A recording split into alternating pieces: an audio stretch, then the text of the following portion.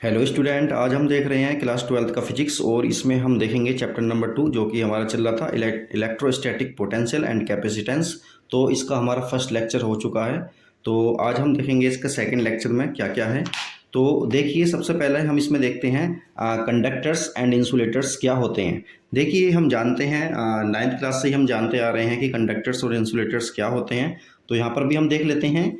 तो सबसे पहले हम कंडक्टर के बारे में देखते हैं। These are the substances which allow large scale physical moment of electric charges through them when an external electric field is applied. इसका क्या मतलब हुआ? देखिए, कंडक्टर्स वो सब्सटेंस होते हैं जो इलेक्ट्रिक चार्ज को आसानी के साथ मूव करा देते हैं। कंडक्टर्स वो सब्सटेंस होते हैं जो आसानी के साथ क्या करते हैं, इलेक्ट्रिक चार्ज को मूव करा देते हैं लार्ज स्केल पर, यानी कि एक बड़ी मात्रा में आसानी के साथ क्या करा देते हैं, मूवमेंट करा देते हैं चार्ज का। तो या फिर ऐसा कह लें कि जिनके अंदर आसानी के साथ करंट फ्लो हो जाए उन्हें क्या कहते हैं, कंडक्टर्स कहते हैं। और इनके एग्जाम्पल हो सकते हैं हमारे सिल्वर, कॉपर, एल्यूमिनियम, ग्रेफाइट वगैरह, मतलब कई एग्जाम्पल हो सकते हैं। इसी तरह से इंसुलेटर्स भी वो सब्सटेंस होते हैं जो आसानी के साथ करंट को फ्लो ना कराएं या करंट को फ्लो या फिर इलेक्ट्रिक चार्ज को फ्लो ना कराएं। इस तरह के सब्सटेंस हमारे क्या कहलाते हैं, इंसुलेटर्स कहलाते हैं। इनके एग्जांपल क्या हो गए, जिनके अंदर करंट फ्लो नहीं होता वो इसके एग्जांपल हो जाएंगे, जैसे कि डायमंड हो गया, ग्लास, वुड, वैक्स, ये सब चीज़ें इसकी क्या हो जाएंगे, एग्जाम्पल हो जाएंगे। बहुत सारे एग्जाम्पल हो सकते हैं इसके। तो कंडक्टर्स और इंसुलेटर्स हमारे क्या होते हैं, जो करंट फ्लो करा दें कंडक्टर्स, जो करंट फ्लो ना कराएं वो इंसुलेटर्स कहलाते हैं। और इनके एग्जाम्पल हम समझ सकते हैं। अब देखिए, कॉन्सेप्ट है हमारी free and bound charges. Free and bound charges का क्या मतलब है? देखिए, हम जानते हैं कि एटम जो होता है ना, उसके उसके एटम के अंदर, यानी कि एटम के जो सेंटर होता है वहाँ पर न्यूक्लियस होता है, और उसके अंदर क्या होते हैं, न्यूट्रॉन और प्रोटॉन होते हैं, और उसके बाहर कुछ सेल्स बनी होती हैं जिनमें इलेक्ट्रॉन रिवॉल्व करते हैं। ये बात हम जानते हैं। तो देखिए, जो सबसे आउटर मोस्ट वाली ऑर्बिट होगी, यानी सबसे बाहर वाली शेल होगी, तो वहाँ पर क्या होगा, इलेक्ट्रॉन जो होता है, कुछ इलेक्ट्रॉन तो ऐसे होते हैं जो आउटर मोस्ट सेल वाले इलेक्ट्रॉन जो होंगे, यानी सबसे बाहर वाली शेल जो होगी उसके इलेक्ट्रॉन न्यूक्लियस के साथ लूजली बाउंड रहते हैं। मतलब उन दोनों के बीच में जो फोर्स होता है, कूलम्ब्स फोर्स अट्रैक्टिव वाला, वो बहुत हल्का होता है, बहुत कम होता है, कमज़ोर होता है। तो लगभग वो बाहर वाले जो इलेक्ट्रॉन रहते हैं लगभग वो फ्री से रहते हैं। और जैसा ही हम कोई इलेक्ट्रिक फील्ड उस पर डेवलप करते हैं तो वो इलेक्ट्रॉन क्या करता है, चलना शुरू कर देता है। और जो इलेक्ट्रॉन चलना शुरू कर देता है तो हम समझ सकते हैं कि करंट को तो कैरी वही कराता है, तो उसमें करंट फ्लो हो जाती है। ये काम किस में होता है, मेटल्स में होता है। लेकिन नॉन मेटल के केस में क्या होता है, जो आउटर मोस्ट वाला और इलेक्ट्रॉन होता है वो स्ट्रोंगली बाउंड रहता है किसके साथ, न्यूक्लियस के साथ, और वो आसानी के साथ अपनी जगह को नहीं छोड़ पाता। जब आसानी के साथ अपनी जगह को नहीं छोड़ेगा तो वो फ्री नहीं होता है। जब फ्री नहीं होता तो उस पर इलेक्ट्रिक चार्ज लगाने पर, इलेक्ट्रिक फील्ड लगाने पर वो इलेक्ट्रॉन मूव नहीं करता। इसलिए क्या होता है, इंसुलेटर्स में करंट फ्लो नहीं होता है। इस चीज़ को हम इस तरह से समझ सकते हैं कि, तो देखिए यहाँ पर, देखिए यहाँ पर हमने बनाया है, ये एटम है, ये क्या है हमारा, ये न्यूक्लियस है। तो ये वाले जो इलेक्ट्रॉन होते हैं जो इसके बिल्कुल पास वाली शेल में होते हैं, ये बहुत स्ट्रांगली बाउंड रहते हैं इस न्यूक्लियस के साथ, तो ये कभी भी कहीं नहीं जाते। इसी तरह से ये वाली इससे बाहर वाली शेल हो गई, फिर इससे बाहर वाली, और सबसे आउटर मोस्ट वाली जो शेल होती है, इसमें जो इलेक्ट्रॉन रिवॉल्व करते रहते हैं, इसका और इनका जो अट्रैक्टिव फोर्स होता है इंसुलेटर्स में बहुत ज़्यादा होता है। इसलिए ये वाले इलेक्ट्रॉन अपनी शेल को छोड़कर कहीं नहीं जाते। लेकिन जो वो होता है हमारे कंडक्टर्स होते हैं, उसके केस में देखिए क्या होता है, ये वाले का और ये वाले का जो अट्रैक्टिव फोर्स होता है बहुत कम होता है, तो ये लूजली बाउंड रहते हैं इसके साथ, और ये लगभग फ्री से रहते हैं। जैसे ही हम कोई इलेक्ट्रिक फील्ड लगाते हैं उस सब्सटेंस में, तो क्या होता है, ये इलेक्ट्रॉन चलना शुरू कर देते हैं, और जब इलेक्ट्रॉन चलना शुरू कर देते हैं तो उसमें करंट फ्लो होनी शुरू हो जाती है। तो कंडक्टर्स में और इंसुलेटर्स में ये फ़र्क होता है थोड़ा सा। तो फ्री एंड चार्ज बाउंड वाली जो थ्योरी है वो इस तरह से है हमारी। तो इसको आई होप, मुझे लगता है कि समझ में आ गया होगा। चलिए अब आगे देखते हैं हम। तो मेटल और नॉन मेटल के केस में क्या होता है, तो हमने ये चीज़ समझी। तो अब हम आगे चलते हैं। तो देखिए, ये है हमारा topic, behaviour of conductors in electrostatic field.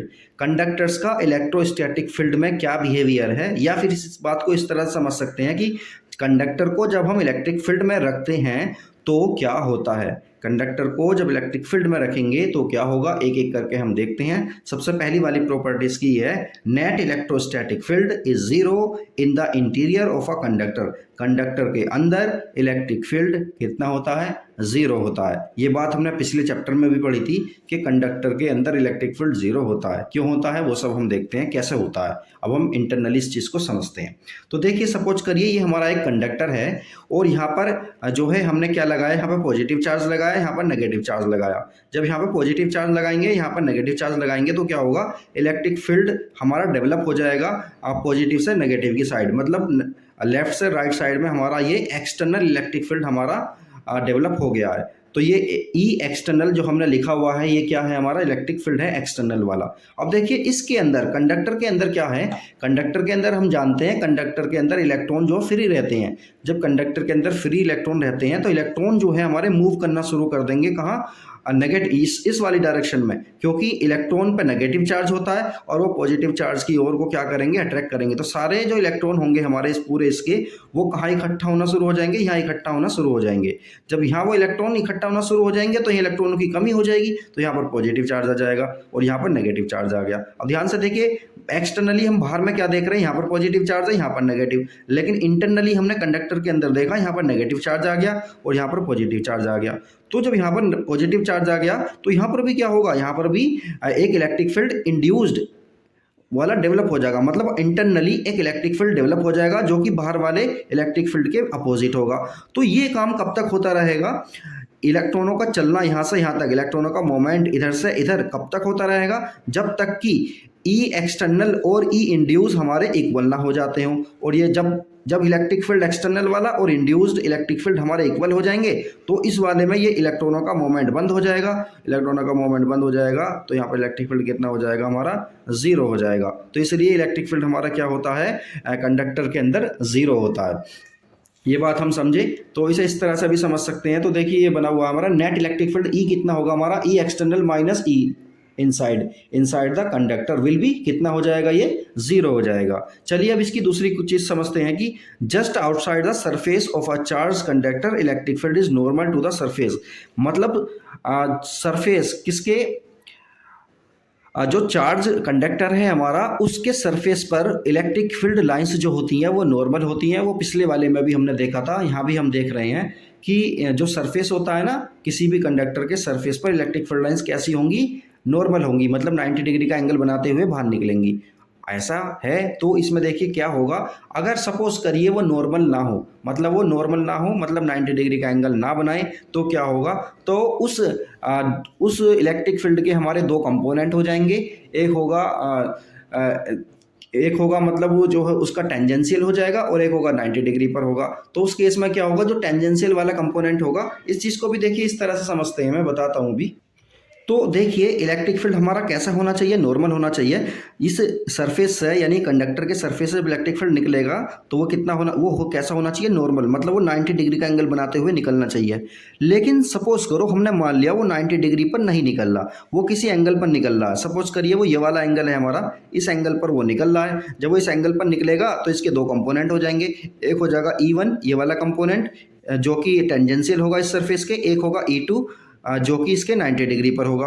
तो ये दोनों कंपोनेंट हो गए हमारे। अब देखिए ये वाला कंपोनेंट जो होगा वो क्या काम करेगा, हम जानते हैं जब कहीं पर भी इलेक्ट्रिक फील्ड होता है और इलेक्ट्रॉन है वहाँ पर तो क्या करेगा, वो चलना शुरू कर देगा। और जब इलेक्ट्रॉन चलना शुरू कर देगा तो वहाँ पर क्या होगा, वहाँ पर जो है इलेक्ट्रिक करंट डेवलप हो जाएगा। लेकिन हम जानते हैं स्टैटिक कंडीशन में कोई भी इलेक्ट्रिक करंट हमारा पाया नहीं जाता। जब कोई भी इलेक्ट्रिक करंट हमारा पाया नहीं जाता इलेक्ट्रिक कंडीशन में, स्टैटिक कंडीशन में, तो क्या होगा ये कि वो कैसा होता है, नॉर्मल ही होता है। तो इस चीज़ को इस तरह से हम डिफाइन कर सकते हैं। एक बार और समझिए कि सपोज करिए वो इलेक्ट्रिक फील्ड जो है हमारा नॉर्मल ना होकर के किसी एंगल पर है। जब किसी एंगल पर है तो क्या होगा ये कि उसके दो कंपोनेंट बनेंगे, एक तो इसके सरफेस के टेंजेंशियल बनेगा, एक नॉर्मल बनेगा। तो दोनों बना दिए हमने। अब ये वाला तो देखिए कुछ नहीं करेगा, लेकिन ये वाला जो होगा हमारा कंपोनेंट E1 ये क्या काम करेगा, इलेक्ट्रॉन को चलाने की कोशिश करेगा। जब इलेक्ट्रॉन चलेंगे तो वहाँ पे इलेक्ट्रिक करंट भी तो डेवलप होगा। जब इलेक्ट्रिक करंट डेवलप होगा तो ये तो कंडीशन फेल हो जाएगी ना, क्योंकि इलेक्ट्रिक करंट तो कोई पाया नहीं जाता। किस कंडीशन में? स्टैटिक कंडीशन में। स्टैटिक का मतलब ये है इलेक्ट्रॉन रेस्ट में है, तब हम स्टडी कर रहे हैं इस बात की। लेकिन जब कोई करंट पाया नहीं जाएगा तो इसका मतलब क्या हुआ? इसका मतलब ये हुआ कि ये बात ट्रू है कि जो इलेक्ट्रिक फील्ड होता है वो नॉर्मल होता है, 90 डिग्री पर होता है, किसके? किसी भी कंडक्टर के सरफेस पर। तो ये बात क्लियर हो गई। चलिए अब आगे देखते हैं हम। तो यहाँ पर है हमारा net charge in the interior of a conductor is zero, यानी कि कंडक्टर के अंदर नेट चार्ज कितना होता है? जीरो होता है। और फालतू का जो चार्ज होता है जितना भी, वो कहाँ पहुँच जाता है? सरफेस पर पहुँच जाता है। ये बात भी हमने लास्ट चैप्टर में पढ़ी थी। तो अब देखिए इसमें कैसे होगा, ये चीज़ को हम देखते हैं। देखिए हमें एक बात तो कन्फर्म है ना कि इलेक्ट्रिक फील्ड कंडक्टर के अंदर कितना होता है? जीरो होता है। और ये बात हमने अभी बिल्कुल जो है ये बात हमने अभी प्रूव करी थी कि इलेक्ट्रिक फील्ड कंडक्टर के अंदर कितना होता है? जीरो होता है। और क्यों होता है? तो इलेक्ट्रिक फील्ड कंडक्टर के अंदर जीरो होता है, ये बात तो हमारे लिए कंफर्म है। अब हम जानते हैं गॉस थ्योरम से क्या है, फाई ई किसके इक्वल होता है? Close integral of E dot D S, ये बात जानते हैं। और यही चीज़ किसके इक्वल होती है? क्यू अपॉन एप्सिलॉन नॉट के इक्वल होती है। अब ध्यान से देखिए, जब इलेक्ट्रिक फील्ड जीरो हो गया, ये इलेक्ट्रिक फील्ड जीरो है इसमें, तो ये तो पूरा जीरो हो जाएगा। जब ये जीरो हो जाएगा तो फाई ई भी तो जीरो हो गया, तो फाई ई को हम जीरो रखेंगे और जीरो को किसके इक्वल रखेंगे? Q upon epsilon not. तो क्यू हमारा कितना आ जाएगा? जीरो आ जाएगा। इसे इस तरह से हम प्रूव कर सकते हैं। तो देखिए ये रहा इलेक्ट्रिक फील्ड हमारा, ये जीरो है और जितना भी चार्ज होता है कहाँ पहुँच जाता है? वो सरफेस पर पहुँच जाता है। अब देखिए आगे वाली प्रॉपर्टी है इसकी, potential is constant. Potential is constant with in and on the surface of a conductor. Conductor की सरफेस पर और कंडक्टर के अंदर इलेक्ट्रिक पोटेंशियल जो होता है ना, वो कैसा रहता है? सेम रहता है, कांस्टेंट रहता है, बदलता नहीं है। लेकिन इलेक्ट्रिक फील्ड जीरो होता है कंडक्टर के अंदर, लेकिन पोटेंशियल कैसा होता है? कांस्टेंट रहता है। जो सरफेस पर होता है वही अंदर होता है। तो इस चीज़ को भी समझते हैं। देखिए ये वाली जो टर्म है हमने अभी देखी थी, ये रिलेशन है किस किस का? इलेक्ट्रिक फील्ड का और पोटेंशियल का रिलेशन है, ये हमने देखा था। तो हम जानते हैं कंडक्टर के अंदर इलेक्ट्रिक फील्ड तो जीरो होता है ना, तो इलेक्ट्रिक फील्ड जीरो हो गया तो ये वाली चीज़ को जीरो के इक्वल रखेंगे। D V upon D R को जीरो के इक्वल पुट किया तो डी वी आ गया हमारा जीरो। डी वी क्या है? डिफरेंस है, ये किस किस का? पोटेंशियल का डिफरेंस है। मतलब V two minus V one हमारा जीरो आ गया। V two minus V one equal zero आ रहा है, और ये तभी होगा जब वी टू और वी वन क्या होंगे? हमारे इक्वल होंगे। इसका मतलब क्या हुआ? वी हमारा कांस्टेंट है। तो ये वाली बात यहाँ से प्रूव कर सकते हैं हम आसानी के साथ। इसी तरह से अब हम आगे देखते हैं, electric field at the surface of a charge conductor is proportional. Electric field जो है हमारा चार्ज कंडक्टर के क्या होता है? किसके प्रोपोर्शनल होता है? सरफेस चार्ज डेंसिटी के। यानी सरफेस चार्ज डेंसिटी जितनी ज़्यादा होगी इलेक्ट्रिक फील्ड भी उतना ही ज़्यादा होगा।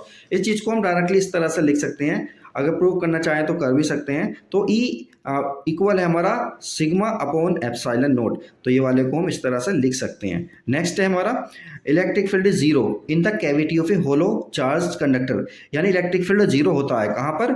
अगर कोई एक होलो चार्ज कंडक्टर है और उसके अंदर हमने कैविटी बना दी तो इलेक्ट्रिक फील्ड वहाँ क्या होगा? जीरो होगा। इसे इस तरह से समझिए।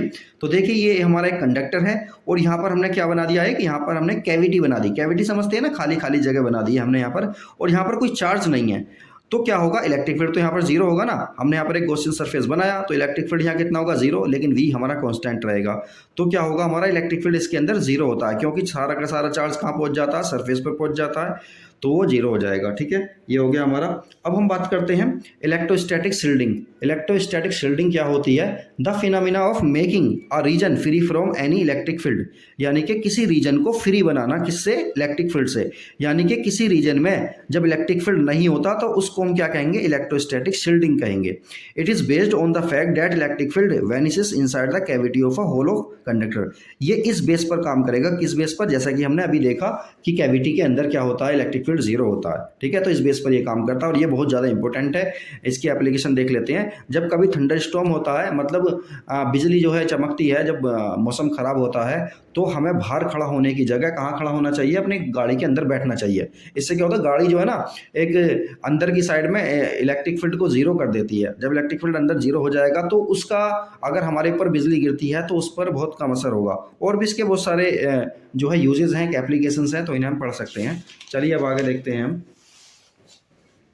अब बात करेंगे हम electrical capacitance of a conductor. Conductor की इलेक्ट्रिकल कैपेसिटेंस, इसका क्या मतलब है? The electrical capacitance of a conductor is the measure of its ability to hold the electric charge. यानी कि कैपेसिटेंस का क्या मतलब है? कोई कंडक्टर कितने चार्ज को होल्ड कर सकता है, यानी कि किसी कंडक्टर पर कितना चार्ज ज़्यादा से ज़्यादा रह सकता है, उसको हम क्या कहेंगे? कैपेसिटेंस कहेंगे। ठीक है, तो अब इस चीज़ को ऐसे समझ सकते हैं। देखिए, जब हम किसी कंडक्टर को चार्ज देते हैं तो उस पर पोटेंशियल आ जाता है, चार्ज और ज़्यादा बढ़ाएंगे तो पोटेंशियल भी हमारा बढ़ता चला जाएगा। इसका मतलब क्या है? चार्ज और पोटेंशियल दोनों प्रोपोर्शनल है, यानी कि चार्ज बढ़ाएंगे पोटेंशियल बढ़ता चला जाएगा। अब प्रोपोर्शनलिटी साइन हटाने के लिए हम क्या करते हैं? इक्वल का साइन लगाते हैं और एक कॉन्स्टेंट लेकर आते हैं। तो इसी कांस्टेंट को हम क्या कहते हैं? इसी कांस्टेंट को हम कहेंगे कैपेसिटेंस कहेंगे। तो कैपेसिटेंस हमारा किसके इक्वल हो जाएगा? चार्ज अपॉन पोटेंशियल के इक्वल हो जाएगा। अब देखिए, कैपेसिटेंस जो है ना कंडक्टर की, वो किस किस चीज़ पर डिपेंड करती है, इसको भी पढ़ लेते हैं। तो size and shape of the conductor, conductor के शेप और साइज को चेंज करने पर कैपेसिटेंस भी किसी कंडक्टर की बदल जाती है। Nature of the surrounding medium, surrounding में क्या मीडियम रखा हुआ है उसके अकॉर्डिंग भी इसकी जो कैपेसिटेंस है कम या ज़्यादा हो सकती है।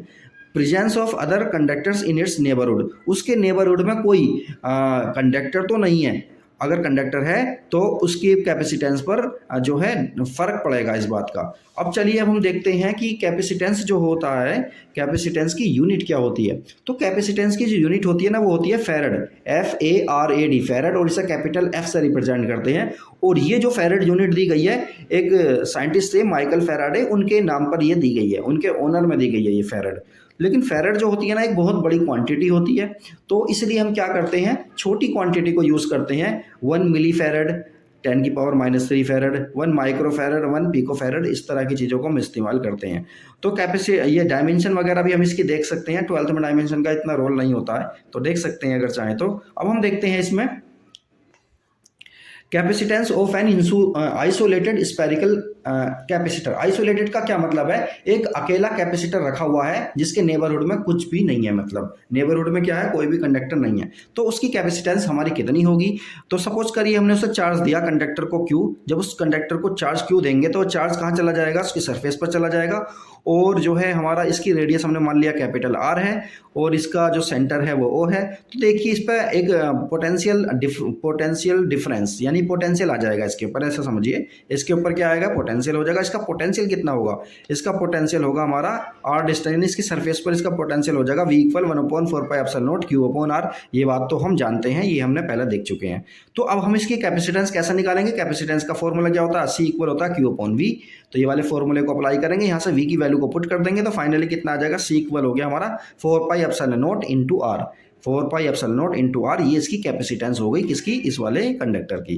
तो ये क्या है हमारा? Capacitor of isolated spherical capacitor है ये। कैपेसिटर हमारे कई तरह के होते हैं, उन सबको भी हम देखेंगे। तो अब देखते हैं हम ये देखते हैं कि एक ऐसा स्फीयर जिसके ऊपर 1 फैरड कैपेसिटेंस है, तो उसकी रेडियस कितनी होगी? अगर एक स्फेरिकल कंडक्टर है हमारा और उस पर 1 फैरड उसकी कैपेसिटेंस है, तो उसकी रेडियस कितनी होगी? इस चीज़ को हम चेक करते हैं। देखिए, अपने इसी फॉर्मूले का इस्तेमाल करेंगे हम। तो यहाँ से R निकालना चाहते हैं, तो ये सब अपॉन में चला जाएगा, तो वो सब अपॉन में चला गया हमारा। C की वैल्यू हमने 1 रखी है, 1/4πε0, इसकी वैल्यू कितनी होती है? 9 × 10⁹ होती है। तो जब हम इसे सोल्व करेंगे, सोल्व करने के बाद आया ये 9 × 10⁶ किलोमीटर। इसका मतलब क्या हुआ? This radius is about 1500 times the radius of the earth. ये वाली रेडियस जो है ना, ये वाली जो आई है हमारी, ये अर्थ की रेडियस से भी 1500 गुना ज़्यादा है। मतलब अगर किसी पर 1 फैरड जो है कैपेसिटेंस है अगर किसी की, तो इसका मतलब वो अर्थ की जो रेडियस है ना, यानी अर्थ जो है हमारी, उससे भी 1500 गुना बड़ा होगा वो प्लेनेट। तो अब आप समझ सकते हैं कि 1 फैरड हमारी कितनी बड़ी यूनिट होती है। तो इसलिए 1 फैरड मतलब फैरड को माइक्रो, पिको वगैरह में हम यूज़ करते हैं।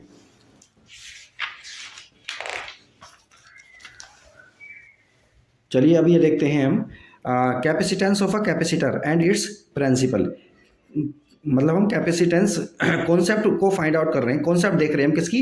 कैपेसिटर की कॉन्सेप्ट और इसका प्रिंसिपल देख रहे हैं। तो देखिए, होता क्या है, कोई अगर एक आइसोलेटेड कंडक्टर है हमारा, आइसोलेटेड तो आप समझते हैं, आइसोलेटेड का मतलब होता है अकेला कंडक्टर है, उसके आसपास कोई और कंडक्टर नहीं है। तो उसमें क्या होगा? जैसे ही हम उसे चार्ज देंगे तो उस पर पोटेंशियल आ जाएगा। और चार्ज देंगे पोटेंशियल बढ़ता चला जाएगा, और चार्ज देंगे तो पोटेंशियल बहुत ज़्यादा बढ़ता चला जाएगा। ऐसी सिचुएशन में क्या होगा, ऐसी सिचुएशन में ये होगा कि उसके जो एयर के जो हमारे एयर के जो वो होते हैं ना पार्टिकल्स, एयर के जो मॉलिक्यूल्स होंगे, एटम्स होंगे, वो क्या होंगे, वो आयनाइज हो जाएंगे, यानी कि वो पॉजिटिव नेगेटिव में ब्रेक हो जाएंगे। जब पॉजिटिव नेगेटिव में ब्रेक हो जाएंगे तो क्या होगा, हमारा जो पोटेंशियल है हमारा कंडक्टर का, वो लीकेज होना शुरू हो जाएगा, लीक होना शुरू हो जाएगा। जब वो लीक होना शुरू हो जाएगा तो हम कंडक्टर पर कितना भी चार्ज बढ़ा लें तो पोटेंशियल उसका नहीं बढ़ेगा। और ये ब्रेकडाउन कब होता है, इसी को हम ब्रेकडाउन कहते हैं। और ये ब्रेकडाउन होता है लगभग 3 × 10⁻⁶ वोल्ट पर मीटर। जब इतना हम पोटेंशियल उसे दे देंगे तो क्या होगा, इतना पोटेंशियल देने पर हमारा उसमें क्या हो जाएगा, ब्रेकडाउन हो जाएगा, एयर के साथ ब्रेकडाउन हो जाएगा, और जो है इलेक्ट्रॉन का हमारा एक्सचेंज होना शुरू हो जाएगा। जब ऐसा होगा, ऐसा होने के बाद क्या होगा, उसकी कैपेसिटेंस को ज़्यादा बढ़ाया नहीं जा सकता। अब करें क्या, करना क्या है, तो देखिए करने के लिए आसान तरीका ये है कि अब हम क्या करेंगे, हमने क्या किया, हमने 2 प्लेट ली, ए और बी। ए प्लेट जो है हमारी, उस पर पॉजिटिव चार्ज है टोटल, और बी प्लेट जो है हमारी न्यूट्रल थी। बी प्लेट जब न्यूट्रल थी तो बी प्लेट को हम इसके करीब में लेकर आए, इसके पास लेकर आएंगे तो देखिए क्या होगा, ये इसके पास लाने पर क्या होगा, बी प्लेट को वो बी प्लेट पर यहाँ पर देखिए इंडक्शन की वजह से क्या होगा, तो ये जो इसके करीब वाला पार्ट है, ये वाले करीब वाले पार्ट में इस पॉजिटिव की वजह से यहाँ पर नेगेटिव चार्ज आ जाएगा। जब यहाँ पर नेगेटिव चार्ज आएगा तो यहाँ पर पॉजिटिव चार्ज आ जाएगा। अब देखिए होगा क्या, ये वाला नेगेटिव चार्ज जो है ना, ये वाला नेगेटिव चार्ज इसके पोटेंशियल को घटाएगा। क्यों, क्योंकि पॉजिटिव चार्ज टोटल ये है, नेगेटिव चार्ज ये है, तो नेगेटिव चार्ज का इन्फ्लुएंस रहेगा, तो इसमें क्या होगा, इसका पोटेंशियल हमारा घट जाएगा। जब इसका पोटेंशियल घट जाएगा तो क्या होगा, इसकी कैपेसिटेंस बढ़ जाएगी। लेकिन दूसरी बात में देखो, ये वाला पॉजिटिव चार्ज और ये वाले पॉजिटिव चार्ज के साथ ये वाला पॉजिटिव चार्ज इसके लिए क्या करेगा, इसके पोटेंशियल को बढ़ाएगा और इसकी कैपेसिटेंस को घटाएगा। तो क्या करना है, हमारे लिए प्रॉब्लम है ये पॉजिटिव चार्ज। तो ये पॉजिटिव चार्ज अगर खत्म हो जाए तो क्या होगा, ओवरऑल इसकी कैपेसिटेंस बढ़ जाएगी, क्योंकि नेगेटिव चार्ज इसके पोटेंशियल को घटाएगा। अब पोटेंशियल घटेगा तो इसकी कैपेसिटेंस बढ़ जाएगी। तो हम क्या करेंगे, इसके इस वाले पार्ट को हम अर्थ कर देंगे, यानी अर्थ के साथ इसे लगा देंगे। जब इसे अर्थ के साथ लगा देंगे तो अर्थ तो हम जानते हैं ना, अर्थ क्या काम करती है, अर्थ तो न्यूट्रल कर देती है, पॉजिटिव चार्ज को भी या नेगेटिव चार्ज को भी क्या करती है, न्यूट्रल कर देती है। तो अर्थ पर लगाने की वजह से इसके इस वाली प्लेट को तो इसका जो पॉजिटिव चार्ज है सारा अर्थ में चला जाएगा और ये न्यूट्रल हो जाएगा। तो होगा क्या, होगा ये कि ये वाला चार्ज बचा, बस ये वाला पॉजिटिव चार्ज, ये वाला नेगेटिव चार्ज, तो इसकी पोटेंशियल कम हो गया। जब पोटेंशियल कम हो जाएगा तो क्या होगा, ओवरऑल इसका कैपेसिटेंस बढ़ जाएगा, क्योंकि पोटेंशियल और जो कैपेसिटेंस है एक दूसरे के क्या है, इन्वर्सली प्रोपोर्शनल है, तो इसलिए बढ़ जाएगा। अब चलिए हम बात करते हैं कैपेसिटर की। कैपेसिटर क्या है, capacitor is an arrangement. Capacitor क्या है, एक अरेंजमेंट है किसका, ऑफ 2 कंडक्टर्स का, 2 कंडक्टर का अरेंजमेंट है क्या, capacitor, separated by an insulating medium, जो सेपरेट होते हैं एक इंसुलेटिंग मीडियम से, that is use to store electric charge and energy. Electric charge और इलेक्ट्रिक एनर्जी को स्टोर करने के काम आता है। मतलब ये एक डिवाइस है, ऐसा समझ लीजिए।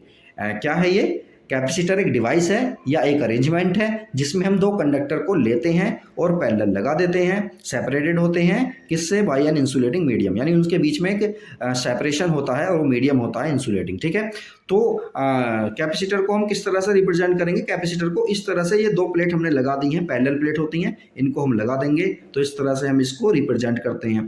तो ये भी कैपेसिटर है हमारा। ये कैपेसिटर कैसा है हमारा, फिक्स्ड कैपेसिटर है, फिक्स्ड कैपेसिटेंस वाला कैपेसिटर है। और ये क्या है, वेरिएबल कैपेसिटेंस वाला कैपेसिटर है हमारा। तो देखिए capacitance of a capacitor, capacitor की कैपेसिटेंस कितनी होती है, ये तो हमने देखा ना अभी। तो इसका फॉर्मूला सीधा सीधा हम देख लेते हैं, C इक्वल होता है Q/V। C इक्वल हो गया हमारा Q/V, और इसका फॉर्मूला क्या बनेगा, कैपेसिटेंस इक्वल हो गया Q, क्या है, चार्ज ऑन आइदर कंडक्टर, यानी किसी भी कंडक्टर पर चार्ज, दोनों पर सेम ही होगा तो कोई सा भी एक ले लेंगे, अपॉन PD, यानी potential difference between the 2 conductor, दोनों कंडक्टर के बीच में पोटेंशियल डिफरेंस कितना है। तो ये वाला फॉर्मूला हमारा हो गया है। अब इसकी SI यूनिट तो हम जानते हैं, अभी देखिए हमने फैरेड होती है। अब हम देखते हैं parallel plate capacitor. Parallel plate capacitor हमारा क्या होता है, देखिए 2 प्लेट हम पैरेलल लगा देंगे। देखिए ये प्लेट हमारी पैरेलल लगी हुई है, तो इसी को हम क्या बोलते हैं, पैरेलल प्लेट कैपेसिटर बोलते हैं। सपोज करिए पैरेलल प्लेट कैपेसिटर जो है, इनका एरिया है A, कैपिटल A एरिया है इनका, और इनके बीच की डिस्टेंस है हमारी स्मॉल d, प्लस माइनस क्या है, ये plus minus sigma uniform surface charge densities on the 2 plates. एक पर पॉजिटिव चार्ज है, एक पर नेगेटिव चार्ज है, ऐसा समझ लीजिए। तो इसका सरफेस चार्ज डेंसिटी कितनी हुई, प्लस सिग्मा, इसकी हुई माइनस सिग्मा। तो ये वाली बात क्लियर हो गई। अब देखिए इनके अंदर क्या होगा, इनके अंदर एक इलेक्ट्रिक फील्ड होगा जो कि पॉजिटिव से नेगेटिव की साइड का होगा, और ई बाहर की साइड में ई हमारा क्या रहेगा, जीरो रहेगा आउटर वाले पार्ट पर। तो हम अंदर वाले पार्ट पे बात करते हैं। अंदर वाले पार्ट पे देखिए क्या होगा, in the outer regions above the upper plates and the below the lower plate the electric field due to charge plates cancel out, charge cancel out हो जाएगा, इसलिए इलेक्ट्रिक फील्ड क्या हो जाएगा हमारा, जीरो हो जाएगा। तो ई कितना हुआ हमारा, सिग्मा अपॉन, ये तो हमने देखा था ना सिग्मा ई, यानी कि बहुत लंबी प्लेट थी हमारी, इनफाइनाइट प्लेट थी, और उसके किसी भी डिस्टेंस पर हमने जो है ई की वैल्यू को फाइंड आउट किया था, इलेक्ट्रिक फील्ड को फाइंड आउट किया था, कितना आ रहा था वो, सिग्मा अपॉन 2 एप्सिलॉन नॉट। तो ये आ रहा था, दोनों का सेम रहेगा, तो क्या होगा, इलेक्ट्रिक फील्ड हमारा जीरो रहेगा यहाँ और यहाँ। तो नेट इलेक्ट्रिक फील्ड हम इंटीरियर में देखना चाह रहे हैं, ई कितना होगा, sigma upon 2 epsilon not plus sigma upon 2 epsilon not. तो कितना हो जाएगा ये, सिग्मा अपॉन एप्सिलॉन नॉट। इसे थोड़ा सा सोल्व करेंगे तो आ जाएगा सिग्मा, देखो ये आधा है ना, ये भी आधा, तो मिलकर कितना हुआ, सिग्मा अपॉन एप्सिलॉन नॉट हो जाएगा ये। चलिए अब आगे देखते हैं हम। तो हमने देखा कि देखिए पोटेंशियल डिफरेंस को देखना चाह रहे हैं अब हम, potential difference between the plate, plate के बीच में जो पोटेंशियल डिफरेंस होगा वो कितना होगा, electric field into distance between the plate. ये तो हम जानते हैं ना, V इक्वल कितना होता है, E इंटू डी होता है। अब देखिए E की वैल्यू तो हमने पीछे से ही देख लेंगे, सिग्मा अपॉन एप्सिलॉन नॉट, तो sigma D upon epsilon not ये आ जाएगा हमारा। इसके बाद देखिए कैपेसिटेंस जो होगी हमारी of the parallel plate capacitor कितनी होती है, C इक्वल होता है Q अपॉन V, ये तो फॉर्मूला हम जानते हैं ना, C इक्वल होता है Q अपॉन V, और Q कितना है वहां पर, सिग्मा A, Q कितना है, सिग्मा ए, सिग्मा क्या है, सरफेस चार्ज डेंसिटी, और ए क्या है, एरिया है। तो इन दोनों का मल्टीप्लाई करेंगे टोटल चार्ज आ जाएगा। वी की वैल्यू यहाँ से हम पुट कर देंगे, इसे पुट कर देंगे यहाँ से सिग्मा कैंसिल हो जाएगा। सी की वैल्यू हमारी कितनी आई, epsilon naught A upon D. तो इसकी कैपेसिटेंस हमारी, ये जो पैरेलल प्लेट कैपेसिटर है, इसकी कैपेसिटेंस कितनी हुई हमारी, sigma epsilon naught A upon D. Epsilon not तो हम जानते हैं क्या होता है, परमिटिविटी होती है, और ये क्या है हमारा, ए क्या है, एरिया ऑफ द प्लेट, और डी क्या है, सेपरेशन बिटवीन 2 प्लेट्स, दोनों प्लेट के बीच में सेपरेशन हमारा कितना है, ये हो गया हमारा। अब देखिए आगे देखिए, ये जो चीज़ है हमारी, सी किस किस चीज़ पर डिपेंड करती है, area of the plate, plate का एरिया जितना ज़्यादा बढ़ाएंगे तो कैपेसिटेंस भी हमारी बढ़ती चली जाएगी। Distance between the plate, plate के बीच की जो डिस्टेंस है जितनी ज़्यादा बढ़ाएंगे कैपेसिटेंस हमारी उतनी ही कम होती चली जाएगी। इसी तरह से permittivity of the medium between the plate, plate के बीच में जो परमिटिविटी यानी मीडियम है, मीडियम की परमिटिविटी जितनी ज़्यादा बढ़ाएंगे कैपेसिटेंस भी हमारी उतनी ही बढ़ती चली जाएगी। तो ये वाली बात हमारी क्लियर हो गई है। अब आगे देखते हैं हम, स्फेरिकल कैपेसिटर, एक स्फेरिकल कैपेसिटर है हमारा। तो स्फेरिकल कैपेसिटर क्या है, spherical capacitor consist of 2 concentric spherical shells of inner and outer radii A and B. तो यहाँ पर क्या है, इसका छोटा सा प्रूफ है, हम देख लेते हैं वैसे हल्का हल्का सा। तो देखिए क्या है, स्फेरिकल कैपेसिटर कैसा है, एक कॉन्सेंट्रिक स्फेरिकल सेल होंगी, कॉन्सेंट्रिक स्फेरिकल क्या है, ये शेल है इस पर। तो देखिए यहाँ पर हमने इसे पॉजिटिव चार्ज दिया है, तो देखिए इसके बाहर तो इलेक्ट्रिक फील्ड हमारा जीरो हो जाएगा ना, और यहाँ पर देखिए नेगेटिव चार्ज आ जाएगा, यहाँ पर पॉजिटिव चार्ज आ जाएगा। ये तो हम जानते हैं, गॉसियन सरफेस हमने बनाया है, एक का जो रेडियस है वो एक बड़े वाले, एक स्मॉल वाले की रेडियस है हमारी स्मॉल ए, इसकी रेडियस है हमारी कैपिटल स्मॉल बी, ठीक है, ये हो गया हमारा। तो यहाँ पर देखिए फाई कितना होगा, फाई तो हम जानते हैं ना क्या होता है, ई इंटू डी एस, और डी एस कितना है, सरफेस एरिया हो गया। तो फाई इक्वल हो जाएगा हमारा E into 4 pi R square, और यही किसके इक्वल होता है, क्यू अपॉन एप्सिलॉन नॉट के इक्वल होता है। इन दोनों को इक्वल करेंगे तो ई की वैल्यू कितनी आ जाएगी हमारी, Q upon 4 pi epsilon naught into R square, ये आ गया हमारा। अब देखिए यहाँ पर हमने क्या किया है, यहाँ पर हमने V निकालने की कोशिश की है, potential difference caused by the inner spherical sphere alone between the two cell will be। तो पोटेंशियल हमारा कितना हो जाएगा, E डॉट डी आर हो जाएगा, E डॉट डी आर है हमारा, ठीक है। तो यहाँ पर हम देखिए क्या करेंगे, E डी आर लिया है हमने, तो ये लेने के बाद हम देखिए क्या करेंगे, देखो यहाँ पर हमने क्या किया है, cos 180 लेना पड़ेगा, E डॉट है ना, तो डॉट के साथ हम cos लेते हैं, cos 180 आएगा। cos 180 क्यों आएगा, तो देखिए हम तो रेडियली आउटवर्ड ले रहे हैं और इलेक्ट्रिक फील्ड हमारा रेडियली इनवर्ड है, तो दोनों एक दूसरे के अपोजिट हुए, तो एंगल कितना हो जाएगा, 180 हो जाएगा। तो cos 180 की वैल्यू होती है -1, तो माइनस माइनस क्या हो जाएगा हमारा, प्लस हो जाएगा। तो ये वाला हमारा प्लस इस तरह से आया है। तो यहाँ पर हम ई की वैल्यू को पुट करेंगे, ये वाली जो ई की वैल्यू आई है यहाँ पर हम पुट कर देंगे इस वाले फॉर्मूले में। तो यहाँ पर हमने पुट कर दिया, और यहाँ पर डी आर वाली जो वैल्यू है आर वाली, उनको अंदर रखेंगे, बाकी सबको बाहर कर देंगे, बाकी सबको हमने बाहर ले लिया है। तो ये आर अपॉन में है ना, तो आर अपॉन में ऊपर जाके हो जाएगा, आर की पावर -2 डी आर हो जाएगा। अब यहाँ पर इसका इंटीग्रल करेंगे, इंटीग्रल करने के बाद लिमिट हम देख रहे हैं कि ए से बी तक जा रहा है, तो ए से बी तक जा रहा है, तो इसकी लिमिट यहाँ पर पुट करेंगे। लिमिट पुट करने के बाद हमारा ये आया, तो ये आया हमारा वी, तो वी आ गया, हमें तो सी चाहिए, सी क्या होता है हमारा, क्यू अपॉन वी।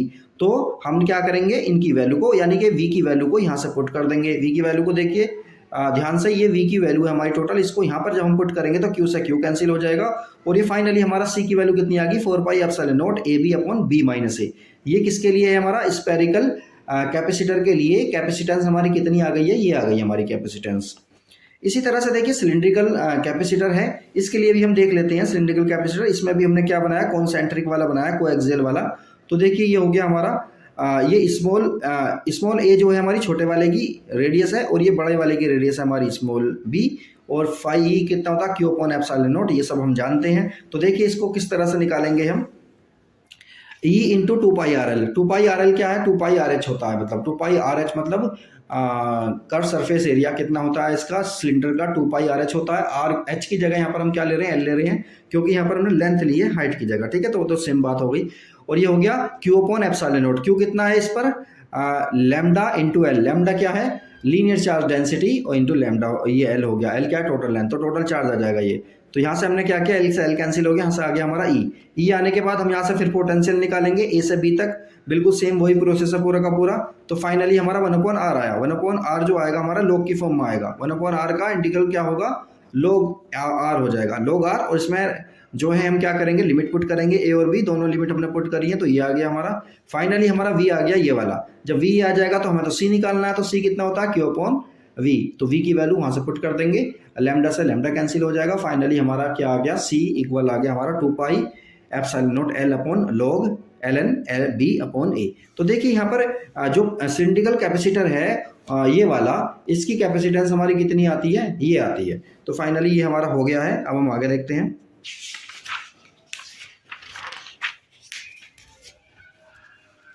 देखिए हमारा कैपेसिटर है, कैपेसिटर देखिए एक से ज़्यादा भी तो हो सकते हैं, तो उनको हम किस तरह से जोड़ सकते हैं। तो कैपेसिटर को हम पैरेलल और सीरीज दो कंडीशन में जोड़ सकते हैं, मिक्स्ड फॉर्म में भी जोड़ा जा सकता है ना, यानी कुछ पैरेलल हो गए और कुछ हमारे सीरीज में हो गए। तो देखिए सबसे पहले सीरीज वाले को देख लेते हैं, कैपेसिटर्स इन सीरीज। जब कैपेसिटर सीरीज में होते हैं तो इसका क्या मतलब है, when the negative plate of one capacitor is connected to the positive plate of the second, यानी जब पहले वाले की नेगेटिव प्लेट दूसरे वाले की पॉजिटिव से, और इसी तरह से जोड़ते चले जाएंगे, यानी पहले वाले की नेगेटिव, दूसरे वाले की पॉजिटिव, तीसरे वाले की नेगेटिव, चौथे वाले की पॉजिटिव, इस तरह से जोड़ते चले जाएंगे। तो इस तरह से जो कैपेसिटर जुड़ेंगे, तो इस तरह के कैपेसिटर को हम क्या कहेंगे, कैपेसिटर इन सीरीज। तो कैपेसिटर किस में है, हमारे सीरीज में है।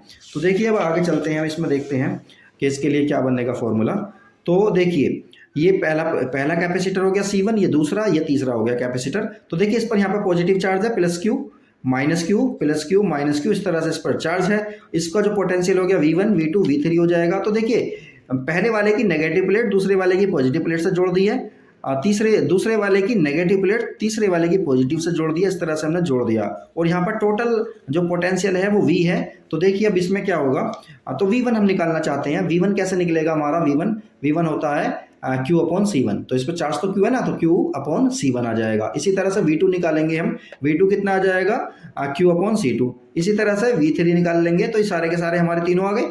अब हम जानते हैं टोटल V कितना है हमारा, V1 plus V2 plus V3, इनकी वैल्यूज को पुट करेंगे तो ये आ गया हमारा फाइनली। तो V अपॉन Q, ये आ गया हमारा V upon Q, 1/C1 plus 1/C2 plus 1/C3। तो V अपॉन Q को क्या लिख सकते हैं हम, इसे लिख सकते हैं CS। क्या लिखा जा सकता है, इसका उल्टा करेंगे तो इसे क्या लिखा जा सकता है, CS। अब CS का क्या मतलब है, कैपेसिटेंस इन सीरीज। CS का मतलब है कैपेसिटेंस इन C। तो यहाँ पर क्या आ जाएगा, 1/CS इक्वल आ जाएगा। तो 1/CS इक्वल क्या आया, 1/C1 plus 1/C2 plus 1/C3। मतलब हम जब हम कैपेसिटर को कैसे जोड़ रहे हैं, सीरीज में जोड़ रहे हैं, तो उसका फाइनली किस तरह से आएगा हमारा, 1/CS इक्वल आएगा, यस 1/R। रिजल्टेंट मान लो ना, ये रिजल्टेंट कितना आएगा, 1/C1 plus 1/C2 plus 1/C3, यानी जितने भी होंगे इस तरह से ये जुड़ते चले जाएंगे। अब देखिए हम कुछ चीज़ देखते हैं, four series combination of capacitor. जब कैपेसिटर्स हमारे कैसे हैं, सीरीज में हैं, तो देखिए क्या होगा, reciprocal of equivalent capacitance equal to the sum of the reciprocals of the individual capacitance. यानी कि रेसिप्रोकल रिजल्टेंट का क्या होगा, इन सबके रेसिप्रोकल के सम के इक्वल होगा। The equivalent capacitance is smaller, यानी इक्विवेलेंट जो कैपेसिटेंस आएगी फाइनली वो कितनी होगी, कम होगी, ठीक है। यानी देन द स्मॉलेस्ट इंडिविजुअल, यानी कि जो सबसे छोटा कैपेसिटेंस होगा ना उससे भी कम आएगी। दूसरा, the charge on each capacitor same. Charge इस केस में कैसा रहेगा, सेम रहेगा। पोटेंशियल इस केस में क्या रहेंगे, सभी का अपना अलग अलग रहेगा। तो ये हो गया हमारा सीरीज वाला। अब हम पैरेलल वाले को देखते हैं। तो देखिए पैरेलल के केस में क्या होगा, सभी की पॉजिटिव प्लेट्स एक पॉइंट से जोड़ देंगे, सभी की नेगेटिव प्लेट्स एक पॉइंट से दूसरे वाले से जोड़ देंगे। तो इस तरह के जो कनेक्शन होगा हमारा वो क्या कहलाएगा, पैरेलल कॉम्बिनेशन कहलाएगा। अब देखिए हमारा यहाँ पर इस केस में देखिए चार्ज अलग अलग हो जाएगा। इस प्लेट पर है हमारा चार्ज Q1, इस प्लेट पर है चार्ज Q2, इस प्लेट पर चार्ज है हमारा Q3। अब पोटेंशियल सभी में इस केस में कैसा रहेगा, हमारा सेम रहेगा। तो Q1 हम निकालना चाहते हैं, Q1 हो गया हमारा C1V, Q2 हो गया C2V और Q3 हो गया C3V। ये हमारा जो है चार्ज आ जाएंगे। अब हम जानते हैं टोटल चार्ज तो इस कॉम्बिनेशन में कितना है, Q है ना, तो Q कितना हो जाएगा, Q1 plus Q2 plus Q3 हो जाएगा। इनकी वैल्यूज़ को यहाँ पर पुट कर देंगे, वैल्यूज़ को पुट करने के बाद ये आ जाएगा। अब सपोज करिए हमारा ये आ जाएगा, देखिए ये हमारा कहाँ पहुँच जाएगा, Q/V नीचे पहुँच जाएगा। तो Q/V देखिए क्या होगा हमारा, ये होगा हमारा C, और C को क्या बोल देंगे हम, CP। C को क्या बोल रहे हैं, CP। CP क्या है हमारा, टोटल कैपेसिटेंस या नेट कैपेसिटेंस इन पैरेलल। तो CP आ गया हमारा। CP हमारा कितना आ जाएगा फाइनली, CP इक्वल होगा C1 plus C2 plus C3। यानी कि अगर हमारे कैपेसिटर्स पैरेलल जुड़े हुए हैं तो उन्हें सीधा सीधा ऐसे जोड़ देते हैं, उनका कॉम्बिनेशन इस तरह से आ जाता है फाइनली। तो अब देखिए इस केस में क्या होगा, इक्विवेलेंट कैपेसिटेंस जो होगा ना वो सम अप होता है, सबका इंडिविजुअली सबको जोड़ दो तो फाइनली हमारा टोटल आ जाएगा। Equivalent capacitance is larger. Equivalent capacitance इस केस में क्या होगा, लार्जर होगा, किससे, देन द लार्जेस्ट, यानी कि इनमें सबसे बड़ा जो होगा ना उससे भी बड़ा होगा जो फाइनली आएगा हमारा। पोटेंशियल डिफरेंस इस केस में सभी में सेम रहेगा, लेकिन इस केस में चार्ज हमारा कैसा रहेगा, अलग अलग रहेगा। तो ये वाली बात हमारी समझ में आती है।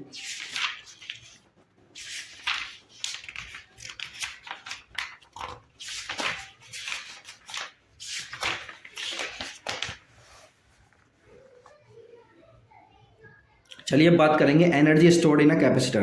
कैपेसिटर में एनर्जी स्टोर्ड के बारे में देखते हैं।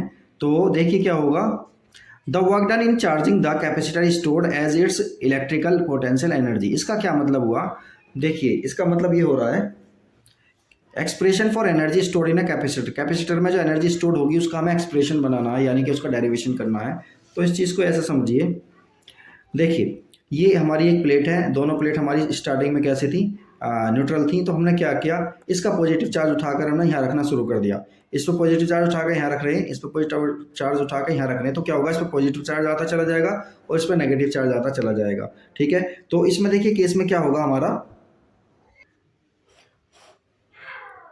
तो देखिए इस केस में हम देख रहे हैं कि हमने क्या लिया है, हमने एक पैरेलल प्लेट कैपेसिटर लिया है जिसकी कैपेसिटेंस है हमारी C। तो हम क्या कर रहे हैं, ये स्टार्टिंग में क्या है, अनचार्ज है दोनों प्लेट। तो हमने क्या किया, इस प्लेट से एक पॉजिटिव चार्ज को यहाँ पर लेकर आए, फिर दूसरे चार्ज को पॉजिटिव को यहाँ लेकर आए। तो इस तरह से क्या होगा, यहाँ पॉजिटिव चार्ज आता चला जाएगा, यहाँ पर नेगेटिव चार्ज आता चला जाएगा। लेकिन हम एक बात जानते हैं कि जब यहाँ से हम पॉजिटिव चार्ज को यहाँ लेकर आ रहे हैं तो ये वाला हायर पोटेंशियल पर होगा। जब ये हायर पोटेंशियल पर होगा तो यहाँ से पॉजिटिव चार्ज को यहाँ पॉजिटिव की जगह लेके जाने में हमें क्या करना पड़ेगा, वर्क डन करना पड़ेगा। अब सपोज करिए किसी भी इंस्टेंट पर, किसी भी टाइम पर हमारा जो चार्ज था, इस पर चार्ज था क्यू डैश था, ठीक है, और यहाँ पर कितना था हमारा, minus Q dash minus D Q dash का क्या मतलब है, यानी कि चार्ज को छोटे छोटे को उधर लेकर जा रहे हैं। ठीक है, ये देखिए तो यहाँ पर पोटेंशियल कितना हो जाएगा, वी डैश हो जाएगा हमारा क्यू डैश अपॉन सी। तो अब हम आगे देखते हैं। तो इस सपोज नाउ क्या है हमारा, suppose now a small additional charge, यानी कि डी क्यू डैश को हम क्या कर रहे हैं, अब हम ट्रांसफर कर रहे हैं। ट्रांसफर करेंगे तो हमें एक वर्क करना पड़ेगा, क्योंकि पॉजिटिव पॉजिटिव में अट्रैक्शन नहीं होगा बल्कि रिपल्शन होगा। तो रिपल्शन होगा तो उसमें हमें वर्क डन करना पड़ेगा, तब वो ये वाला चार्ज वहाँ पॉजिटिव वाली जगह पर जाएगा। तो इसलिए इसमें क्या होगा, हमें कुछ वर्क डन करना पड़ेगा। वो वर्क डन मान लिया हमने, छोटा सा वर्क डन है तो DW मान लिया। ये कितना हो जाएगा, V dash into D Q dash, और वी डैश की हम वैल्यू वहाँ से पुट कर देंगे, Q dash upon C into ये आ गया। अब देखिए हम कर क्या रहे हैं, अब हमें तो टोटल चार्ज ट्रांसफर करना है ना। टोटल चार्ज क्यू को प्लेट 2 से प्लेट 1 पर ट्रांसफर करने के लिए कितना टोटल वर्क डन करना पड़ेगा, वो हो जाएगा हमारा W। इसका हम इंटीग्रल कर देंगे। इंटीग्रेशन जब हम करेंगे इसका तो कहाँ, इसकी लिमिट क्या रखेंगे, Q से 0 से Q। 0 क्या है, 0 चार्ज, और Q क्या है, टोटल चार्ज। ठीक है, तो ये हो गया हमारा Q dash upon C into del D Q dash. तो यहाँ पर हम क्या करेंगे, यहाँ पर हमारा जो है इंटीग्रेशन होने के बाद फाइनली ये आ जाएगा 1/2 इंटू क्यू स्क्वायर अपॉन सी। तो यही जो वर्क डन हुआ है हमारा, यही तो हमारा एनर्जी की फॉर्म में होगा, एनर्जी की फॉर्म में स्टोर हो जाएगा। तो यू, इसे हम एनर्जी को यू से जो है रिप्रेजेंट करेंगे 1/2 क्यू स्क्वायर अपॉन सी, या क्यू, यानी कि इसको हम अलग अलग फॉर्म में लिख सकते हैं। क्यू सी वी की फॉर्म में लिखा जा सकता है। तो ये पूरा का पूरा फॉर्मूला हमारा काम आता है, ये हमें पता होना चाहिए।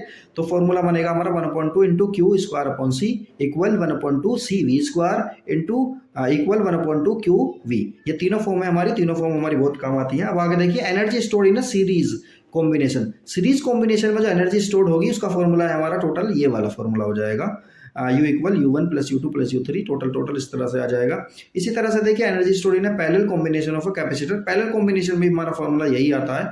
तो हम जानते हैं कि इस फॉर्मूले को अच्छे से हमें रिवाइज करना, तैयार करना है।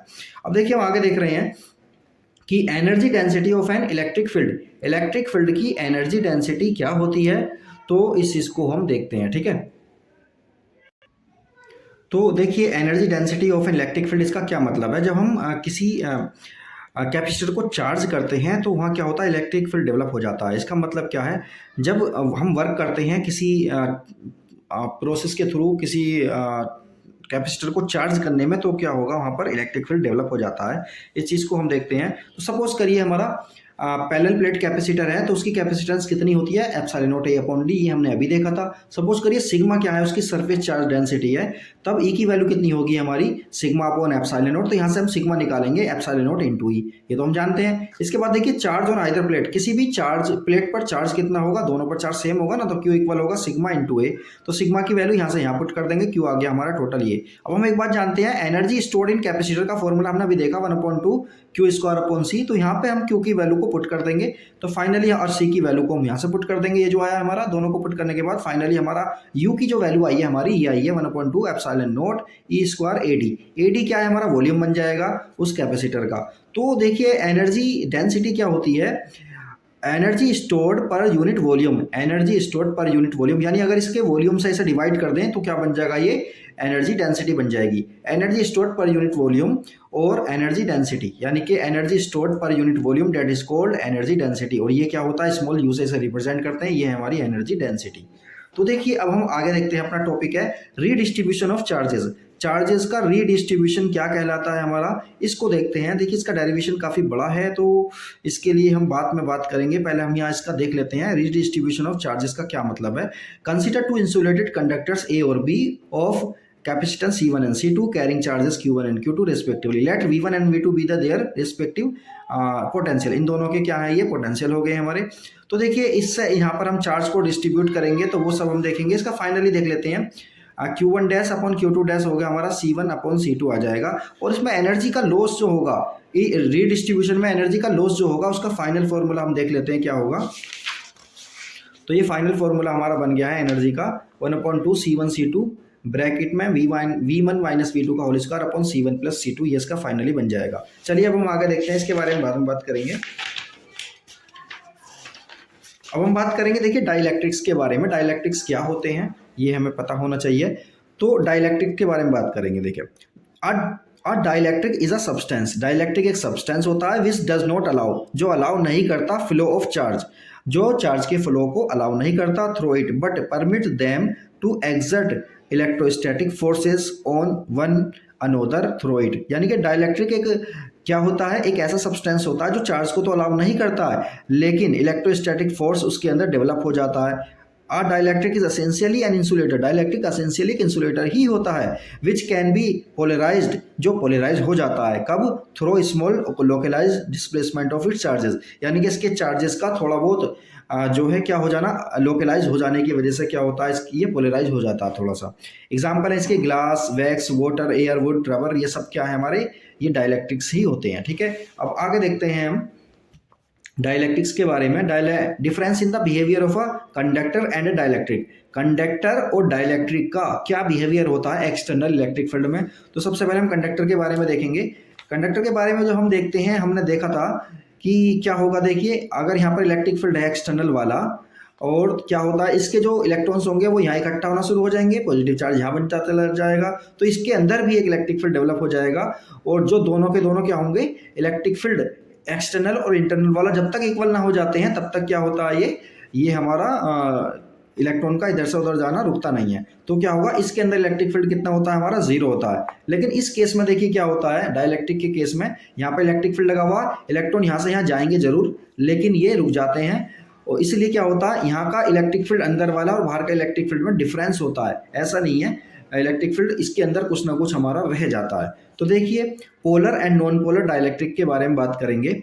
तो a molecule in which the centre of mass of positive charges does not coincide with the centre of mass of negative charge electron is called a polar molecule. यानी पोलर मॉलिक्यूल वो molecule होते हैं जिसमें centre किस किस का, positive charge का यानी प्रोटॉन का, और इलेक्ट्रॉन का जो सेंटर होगा वो कैसा रहता है हमारा, वो अलग अलग होता है, कोइंसाइड नहीं करते हैं। तो इस केस में हम देखिए इसके एग्जांपल देखते हैं। SCN हो गया, HN3, NH3 हो गया, CO हो गया, CH3, COH, मतलब इनमें कोई ना कोई पोलराइजेशन होगा। तो देखिए इनके जो सेंटर होंगे, सेंटर का होंगे हमारे पोलर के, देखिए जैसे कि हो गया हमारा ये सम पोलर और नॉन पोलर दोनों तरह के देखेंगे। जैसे H2O का देखते हैं, इनका सेंटर हमारा कहीं बीच में ऐसी जगह पर लाई नहीं करेगा कि सबका एक जगह हो, तो इसलिए क्या होगा, इस तरह के जो हमारे मॉलिक्यूल्स होंगे वो पोलर कहलाते हैं। अब नॉन पोलर में क्या होता है, a molecule in which the centre of mass of positive charges coincides with the centre of mass of negative charges is called a non polar.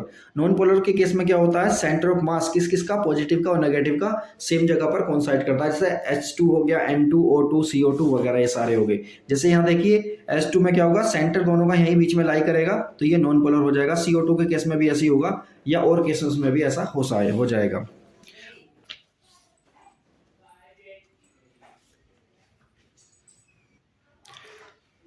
तो अब हम देखते हैं polarisation of a non polar dielectric in an external electric field. यानी कि polarisation कर रहे हैं हम किसका, नॉन पोलर इलेक्ट्रिक, मतलब हम क्या कर रहे हैं, नॉन पोलर जो डाइलेक्ट्रिक होते हैं, नॉन पोलर डाइलेक्ट्रिक को हम कहाँ रख रहे हैं, एक्सटर्नल इलेक्ट्रिक फील्ड में रखेंगे, तब देखेंगे उसके अंदर पोलराइजेशन होता है या नहीं होता। तो देखिए जो नॉन पोलर होते हैं ना हमारे, नॉन पोलर का पॉजिटिव और नेगेटिव जो होता है ना, उनका सेंटर एक ही होता है, तो ये इस तरह से बने होते हैं। इलेक्ट्रिक फील्ड इस टाइम 0 है, तो इस तरह से ये बन जाते हैं। लेकिन जब हम क्या करेंगे, जब हम इलेक्ट्रिक फील्ड इसके अंदर डेवलप करेंगे तो क्या होगा, तो देखिए इसके जो नेगेटिव चार्ज है वो इलेक्ट्रिक फील्ड की उसमें पॉजिटिव साइड में क्या होगा, ये नेगेटिव चार्ज आ जाएगा, और दूसरी साइड में क्या हो जाएगा, नेगेटिव चार्ज आ जाएगा। इस तरह से क्या हो जाएंगे, ये पोलराइज हो गए। किस केस में, जब इसमें एक्सटर्नल इलेक्ट्रिक फील्ड लगाया है तो ये क्या हो जाते हैं, हमारे पोलराइज हो जाते हैं। आगे देखिए polarisation of dielectric in an external polar dielectric. अब पोलर डाइलेक्ट्रिक की बात करते हैं। पोलर डाइलेक्ट्रिक जो होते हैं हमारे वो देखिए पोलर ही होते हैं, उनके अंदर डाइपोल मोमेंट होता है कुछ ना कुछ। तो देखिए क्या होगा, ये negative charge positive charge already है, इस तरह से डाइपोल होते हैं ये। लेकिन होगा क्या, ये रैंडमली इस तरह से होते हैं कि इनका नेट जो डाइपोल मोमेंट होता है वो 0 होता है। लेकिन जैसे ही मैंने इलेक्ट्रिक फील्ड में रखते हैं तो क्या होता है, नेगेटिव एक साइड आ जाते हैं और पॉजिटिव वाले दूसरी साइड चले जाते हैं, तो इनके अंदर नेट डाइपोल मोमेंट जो है क्या होता है, डेवलप हो जाता है, ये पोलराइज हो जाते हैं। तो देखिए इस केस में हमने 2 बातें देखी, the potential energy of the dipole in the external field which tends to align the dipole with the field। दूसरा केस है हमारा, तो ये वाले केस में देखिए हमने इन दोनों केस में क्या देखा है, polarisation potential energy of the dipole in the external field which tends to align the dipole with the field. दूसरा case thermal energy of agitation which tends to randomise the alignment of the dipole. अब देखिए इसका ये देखते हैं हम क्या है ये, the polarisation P is defined as the dipole moment per unit volume. Polarisation क्या है, dipole moment per unit volume, and its magnitude is usually refer to as the polarisation density. इसका मैग्नीट्यूड को क्या कहेंगे, पोलराइजेशन डेंसिटी बोलेंगे। The direction of P is same as that of the external field. External field की तरह इसकी क्या हो जाएगी, डायरेक्शन हो जाएगी।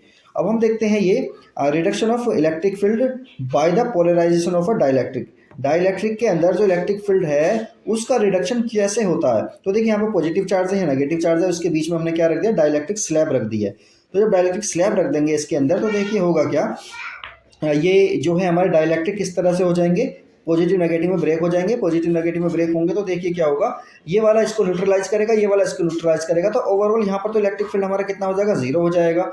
और यहाँ पर देखिए नेगेटिव चार्ज है, यहाँ पर पॉजिटिव चार्ज है, तो ये वाला जो इलेक्ट्रिक फील्ड होगा हमारा, तो देखिए ये तो इलेक्ट्रिक फील्ड हमारा क्या हो गया, एक्सटर्नल वाला हो गया इलेक्ट्रिक फील्ड, और ये वाला हो गया हमारा पोलराइजेशन की वजह से हो गया। तो नेट इलेक्ट्रिक फील्ड हमारा कितना होगा, नेट इलेक्ट्रिक फील्ड कुछ ना कुछ हमारा इस डायरेक्शन में रहेगा, क्योंकि अंदर वाला जो इलेक्ट्रिक फील्ड हमारा बना है वो इलेक्ट्रिक फील्ड हमारा कम बना है, और जो एक्सटर्नल इलेक्ट्रिक फील्ड है वो ज़्यादा है। तो ये वाला इलेक्ट्रिक फील्ड इस डायरेक्शन में ज़्यादा है, और ये वाला इलेक्ट्रिक फील्ड इस डायरेक्शन में कम है, तो ओवरऑल इलेक्ट्रिक फील्ड किस डायरेक्शन में रहेगा हमारा, अंदर की साइड में इस डायरेक्शन में रहेगा।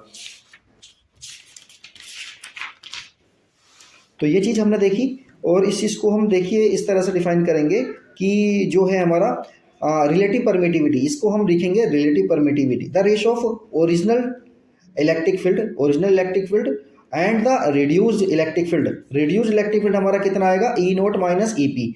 तो इसके रेशो को हम क्या कहते हैं, डाइलेक्ट्रिक बोलते हैं। In the dielectric is called dielectric constant. क्या बोलते हैं इसे, डाइलेक्ट्रिक कांस्टेंट। और इसे स्मॉल के से रिप्रेजेंट करते हैं, या रिलेटिव परमिटिविटी एप्सिलॉन आर से रिप्रेजेंट करते हैं। तो इसका फॉर्मूला क्या बन जाएगा, ई नोट अपॉन ई। ई क्या है हमारा, रिजल्टेंट इलेक्ट्रिक फील्ड डाइलेक्ट्रिक के अंदर। तो ये वाला फॉर्मूला हमें याद रखना है बहुत अच्छे से। तो अब हम आगे देखते हैं। देखिए ये चीज़ है हमारी इलेक्ट्रिक ससेप्टिबिलिटी, इस चीज़ को भी हम देख लेते हैं। तो ये क्या है, देखिए the ratio of the polarisation to epsilon naught times the electric field is called the dielectric susceptibility of the dielectric. Dielectric susceptibility क्या होती है, इसे साई से रिप्रेजेंट करते हैं। तो ये क्या होती है हमारी, ये रेशो होती है, किस किस का रेशो है, पोलराइजेशन का ratio upon epsilon naught times electric field का रेशो। इसको क्या कहते हैं हम, इलेक्ट्रिक ससेप्टिबिलिटी कहते हैं। रिलेशन बिटवीन, ये क्या है, relation between dielectric constant and psi. इन दोनों के बीच में क्या रिलेशन होता है, तो इन दोनों के बीच में रिलेशन होता है ये वाला। इसको फिलहाल इस तरह से हमें याद रखना है। अब हम देखते हैं डाइलेक्ट्रिक की स्ट्रेंथ। डाइलेक्ट्रिक की स्ट्रेंथ क्या है हमारी, to the maximum electric field that can exist in a dielectric without causing the breakdown of its insulating property is called dielectric strength. Dielectric strength का क्या मतलब है, यानी कि इलेक्ट्रिक फील्ड को मैक्सिमम कितना करा जा सके कि उसके अंदर ब्रेकडाउन ना हो, वो उसकी स्ट्रेंथ क्या कहलाती है, डाइलेक्ट्रिक स्ट्रेंथ कहलाती है। तो डाइलेक्ट्रिक स्ट्रेंथ देखिए सबकी अलग अलग होती है। वैक्यूम डाइलेक्ट्रिक कांस्टेंट होता है 1.000, और इसकी जो डाइलेक्ट्रिक स्ट्रेंथ होती है हमारी वैक्यूम की इन्फिनिटी होती है, एयर की इतनी होती है। इस तरह से करके ये पूरा का पूरा टेबल हमें दिया हुआ है, सबकी अलग अलग होती है। अब देखिए हम क्या करने जा रहे हैं, capacitance of a parallel plate capacitor with a dielectric slab. अगर हम एक पैरेलल प्लेट कैपेसिटर है, उसके अंदर हमने क्या लगा दिया, उसके अंदर हमने एक प्लेट लगा दी है। कौन सी प्लेट लगा दी, डाइलेक्ट्रिक स्लैब लगा दिया है। तो अब उसकी जो कैपेसिटेंस है हमारी बढ़ेगी या घटेगी, वो सब हम देखना चाह रहे हैं। तो देखिए सपोज करिए capacitance of a parallel plate capacitor ये वाला है हमारा। तो इसके अंदर सपोज करिए the capacitance of a parallel plate capacitor, plate area जिसका ए है, capital A, end plate separation है डी, और उनके बीच में क्या है, वैक्यूम है। तो तब उसके अंदर जो कैपेसिटेंस होगी उसकी सी नोट होगी, एप्सिलॉन नोट ए अपॉन डी होगी। लेकिन अब क्या है, उसी के अंदर क्या है हमारा इलेक्ट्रिक फील्ड हमारा कितना होगा, ई नोट होगा सिग्मा अपॉन एप्सिलॉन नोट, या फिर इसे कह सकते हैं Q upon A epsilon note हो गया हमारा। अब देखिए यहाँ पर हम क्या करने जा रहे हैं, यहाँ पर हमने इसमें एक डाइलेक्ट्रिक स्लैब रख दी है इसके अंदर। जब डाइलेक्ट्रिक स्लैब इसके अंदर रख देंगे, इसका सेपरेशन है डी, यहाँ पर पॉजिटिव चार्ज है, यहाँ पर नेगेटिव चार्ज है। तो देखिए हम जानते हैं इलेक्ट्रिक फील्ड जो एक्सटर्नल वाला वो ई नोट है, उसकी डायरेक्शन यहाँ होगी। तो इसके अंदर भी तो एक इलेक्ट्रिक फील्ड डेवलप होगा, ओवरऑल इलेक्ट्रिक फील्ड हमारा इसी डायरेक्शन में रहेगा, जो कि होगा ई नोट माइनस ई पी। तो ये बात तो हम जानते हैं। अब देखिए ई पी हमारा कितना होगा, ई पी होगा हमारा sigma P upon epsilon note, या फिर इसे हम कह सकते हैं पी अपॉन एप्सिलॉन नोट भी बोला जा सकता है इसे। तो यानी कि ये हो गया सिग्मा पी की वैल्यू होती है ना क्यू अपॉन ए इंटू इक्वल हो जाएगा पी। तो ये हम इस तरह से इसे लिख सकते हैं। तो नेट इलेक्ट्रिक फील्ड जो होगा इनसाइड द डाइलेक्ट्रिक, ये तो हम जानते हैं कितना होगा, ई नोट माइनस ई पी। तो ये हो जाएगा हमारा ई नोट अपॉन के। इस फॉर्म में लिखा जा सकता है इस वाले फॉर्मूले की हेल्प से। तो फाइनली हमारा देखिए क्या होगा, हम कैपेसिटेंस फाइंड आउट करना चाह रहे हैं कि कैपेसिटेंस जो होगा हमारा, ये जो होगा हमारा पोटेंशियल कितना होगा, वी होगा हमारा ई नोट इंटू डिस्टेंस है ना, प्लस ई टी। ई नोट इंटू डिस्टेंस, डिस्टेंस कितनी हमारी, ई नोट का है हमारा बाहर वाला जो है इलेक्ट्रिक फील्ड है, तो उसकी डिस्टेंस कितनी है, ये वाली तो डिस्टेंस हम उसमें से घटाएंगे ना, जो कैपेसिटेंस ये वाली है डाइलेक्ट्रिक वाली, ये माइनस कर देंगे। तो इस टोटल में से टी को माइनस कर देंगे, तो डी माइनस टी आ जाएगा ये। इसी तरह से ई इंटू टी, ई इसमें कितना है और इंटू टी, इसकी जो थिकनेस है वो होगी टी। तो फाइनली हम ये देख रहे हैं, तो ये हो गया हमारा वी हमने फाइंड आउट कर लिया है, टोटल वी हमारा ये आ जाएगा। तो देखिए यहाँ पर हम अब क्या करना चाह रहे हैं, यहाँ पर हमने देखिए ई नोट को हम कॉमन ले रहे हैं। जब ई नोट को कॉमन लेंगे तो देखिए यहाँ पर ये आ जाएगा, और ई नोट की वैल्यू हम यहाँ से पुट कर लेंगे, जो कि हमारी आ रही थी, ये रही हमारी वी ये वाली वैल्यू को हम यहाँ पर पुट कर लेंगे और यहाँ पर हमारा फाइनली आ गया। अब हमारे पास ई वी आ गया ना, तो हमें क्या फाइंड आउट करना, हमें तो सी फाइंड आउट करना है। तो सी क्या होता है, क्यू अपॉन वी। तो वी की वैल्यू यहाँ से पुट करेंगे तो फाइनली हमारा ये आ जाएगा। तो ये आ गया हमारा। अब स्पेशल केसेस देख लेते हैं इसके, ये बहुत इंपॉर्टेंट है डेरिवेशन, इसको एक बार फिर बोर्ड पर करा देंगे। If the dielectric फिल्स the entire space, अगर पूरा का पूरा डायलैक्ट्रिक पूरे एरिया को, पूरे स्पेस को फिल कर लेता है, तो टी की जगह पर डी आ जाएगा। तो यहाँ पर जब टी की जगह पर डी आएगा तो सी की वैल्यू कितनी आ जाएगी, हम epsilon naught A upon D आ गई इनटू के। तो के टाइम्स बढ़ जाएगा ये, है ना। तो के टाइम्स हमारा बढ़ गया। क्लियरली ये सब हो गया हमारा। अब देखिए इसका फाइनली, अब हम देखते हैं इसका जो है हमारा ये capacitance of a parallel plate क्या है, ये capacitance of a parallel plate capacitor with a conducting slab. अब उसके अंदर हमने क्या रखा, कंडक्टिंग स्लैब रखी है। कंडक्टिंग स्लैब रखेंगे तो देखो क्या होगा, इस तरह से होगा हमारा इलेक्ट्रिक फील्ड, तो यहाँ पर जीरो हो जाएगा ना। तो फाइनली अब इसका देखते हैं। देखो स्टार्टिंग में क्या है, जब कोई भी उसके अंदर सेपरेट, उसके अंदर सिर्फ ओनली केवल क्या था, वैक्यूम था। तो सी नोट कितना आ गया हमारा, epsilon naught A upon D. और ई नोट कितना हो जाएगा हमारा, ई नोट यानी कि एक्सटर्नल इलेक्ट्रिक फील्ड हो जाएगा हमारा ये तो फॉर्मूला सेम है। तो इसके लिए वी नोट कितना हो जाएगा, ई नोट इंटू डी, ये आ गया हमारा। फाइनली वी की वैल्यू कितनी आ जाएगी, E naught into D minus T आ जाएगी, क्योंकि इसके अंदर जो है ना हमारा ये वाला, इसके अंदर तो इलेक्ट्रिक फील्ड है ही नहीं। तो यहाँ पर ये आ गया हमारा, वी की वैल्यू हमारी ये आ गई। फाइनली हमारा फॉर्मूला बन जाएगा सी इक्वल हो जाएगा हमारा क्यू अपॉन एप्सिलॉन नॉट। तो क्यू की वैल्यू हमने ये वाली पुट करी है, क्यू वी की वैल्यू पुट करी है, वी की वैल्यू पुट करेंगे तो क्यू कैंसिल हो जाएगा। फाइनली हमारा ये आ गया है। तो ये हो गया हमारा यूजेस ऑफ कैपेसिटर। कैपेसिटर के क्या क्या यूजेस होते हैं, to produce electric field of desired pattern. Electric field desire pattern का डेवलप करने के लिए हम इसका इस्तेमाल करते हैं। रेडियो सर्किट में हम इस्तेमाल करते हैं, पावर सप्लायर्स में यूज़ करते हैं। प्रोड्यूसिंग रोटेटिंग मैग्नेटिक फील्ड बनाने के लिए टैंक सर्किट ऑफ ऑसिलेटर्स, मतलब बहुत सारी चीज़ों में इन कैपेसिटर का हम यूज़ करते हैं। अब देखिए क्या है, हम इसकी सीधी सीधी अब एक टेबल देखते हैं कि देखिए टेबल में क्या दिया हुआ है हमारा। टेबल में ये दिया हुआ है कि जो हमारा battery disconnected from the capacitor, effect of dielectric, dielectric का क्या इफेक्ट पड़ता है किस पर, जो है कैपेसिटर पर या कैपेसिटेंस पर क्या फ़र्क पड़ता है। बैटरी यहाँ पर डिस्कनेक्ट है, बैटरी यहाँ पर कनेक्ट है। दोनों केसेस में देखते हैं, जब बैटरी हमारी डिस्कनेक्ट है तो क्यू की वैल्यू क्यू नोट रहेगी, और जब बैटरी हमारी कनेक्ट हो जाएगी तो क्यू की वैल्यू क्यू के टाइम्स बढ़ जाएगी हमारी। डाइलेक्ट्रिक कांस्टेंट जो है उसके अकॉर्डिंग बढ़ती चली जाएगी। और वी की वैल्यू हमारी कैसी रहेगी, जब बैटरी हमारी डिस्कनेक्ट है वी नोट अपॉन के। इसी तरह से ई की वैल्यू ई नोट अपॉन के, सी की वैल्यू के इंटू सी नोट, और यू की वैल्यू यू नोट अपॉन के। लेकिन अब दूसरे केस में हम देख लेते हैं सीधा, वी की वैल्यू वी नोट ही रहेगी, ई की वैल्यू ई नोट रहेगी, सी की वैल्यू बढ़ जाएगी हमारी, और यू की वैल्यू कितनी हो जाएगी, के टाइम्स यू नोट हो जाएगी। तो इस तरह से हम फाइनली देख सकते हैं। अब देखिए हमारा ये केसेस है हमारे, capacitance of a parallel plate capacitor with compound dielectric, मतलब डाइलेक्ट्रिक कैसे हमारे एक से ज़्यादा है। Series type arrangement, series type arrangement देखिए इस तरह से होगा हमारा। तो देखिए एक प्लेट हमारी ये रही डाइलेक्ट्रिक की, एक ये रही, तो इस तरह से क्या होगा, सीरीज कॉम्बिनेशन कहलाएगा हमारा। सपोज करिए ये K1 है डाइलेक्ट्रिक कांस्टेंट, ये K2 है, ये K3 है, इस तरह से हैं सारे के सारे। इसकी थिकनेस T1 T2 T3 इस तरह से है, और ये A पॉइंट है, ये B पॉइंट है। तो सीरीज वाले कॉम्बिनेशन में देखिए क्या होगा, C इक्वल होगा epsilon not A upon D minus T plus T upon के, ये हो जाएगा। और देखिए यहाँ पर ये तो जनरल फॉर्मूला हो गया ना, तो यहाँ पर देखिए कितना हो जाएगा एप्सिलॉन नॉट A। देखिए सभी का जो A है ना, मतलब सभी का जो एरिया है वो सेम है, लेकिन यहाँ पर T चेंज हो रहा है। तो T1 T2 T3 इस तरह से आ जाएगा, K1 K2 K3 इस तरह से बन जाएगा। फाइनली हमारा फॉर्मूला ये वाला बनेगा। इसी तरह से पैरेलल के केस में देखिए क्या होगा, पैरेलल के केस में देखिए सभी प्लेटों का सभी प्लेट्स जो है ना उनका एक एंड तो हमारा A से जुड़ा हुआ है, और सभी प्लेट का B एंड दूसरा एंड B से जुड़ा हुआ है। इस केस में क्या होगा, एरिया चेंज हो जाएगा सभी का, K1 K2 K3 सभी का चेंज रहेगा, D की वैल्यू सेम रहेगी। तो इस केस में हम क्या करेंगे, फाइनली हमारा C हो जाएगा C1 प्लस C2 C3, इस तरह से टोटल आ जाएगा। इस तरह से फाइनली हमारा ये फॉर्मूला बन जाएगा। तो इस पर क्वेश्चन बहुत ज़्यादा आते हैं, तो हमें इसकी अच्छे से तैयारी करनी है। तो ये चैप्टर हमारा कंप्लीट हो गया है। अब हम इसके न्यूमेरिकल वाला लेक्चर देखेंगे। तो 2 लेक्चर में ये कंप्लीट हो चुका है। इसकी अच्छे से तैयारी करिए। जो भी कुछ चीज़ समझ में नहीं आती है आप कमेंट में लिख सकते हैं, उन्हें बोर्ड पर अच्छे से और ज़्यादा अच्छे से समझा दिया जाएगा। तो वीडियो को देखते रहें।